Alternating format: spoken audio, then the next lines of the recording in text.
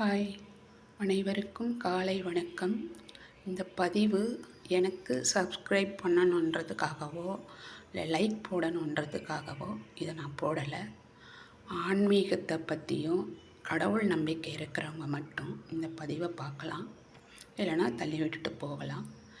என்னென்னா, தினமும் ஒரு பதிகத்தை படிங்க. அந்த ஒரு பதிகம் போதும். அந்த ஒரு பதிகம் என்னென்னா, மாசில் வீணையும் மாலை மதியமும் வீசு தென்றலும் இங்கிள வேனிலும் மூசு வண்டரை பொய்கையும் போன்றதே ஈசனிந்தை இணையடி நீழலே. இந்த ஒரு பதிகம் தினமும் 2 வேளையும் படிங்க. பெண்களுக்கு சொல்கிறேன், யார் வேணாலும் படிக்கலாம். ஆண் பெண் இதில் எதுவுமே கிடையாது.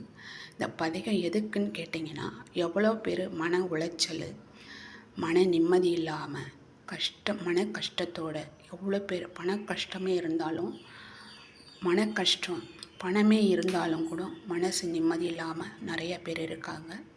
இந்த பதிகத்தை வீட்டில் விளக்கேற்றியோ இல்லை நீங்கள் கோவிலுக்கே போனாலும் சரி, இந்த பதிகத்தை கண்டிப்பாக படிங்க. உங்கள் மன நிம்மதியும் மன நிறைவையும் மன அமைதியையும் கொடுக்கும். ஓகே, இதை நீங்கள் பார்த்து இதை கடைப்பிடிச்சிங்கன்னா எனக்கு அதுவே சப்ஸ்கிரைப் பண்ண மாதிரி, அதுவே எனக்கு லைக் போட்ட மாதிரி. ஓகே, பாய்.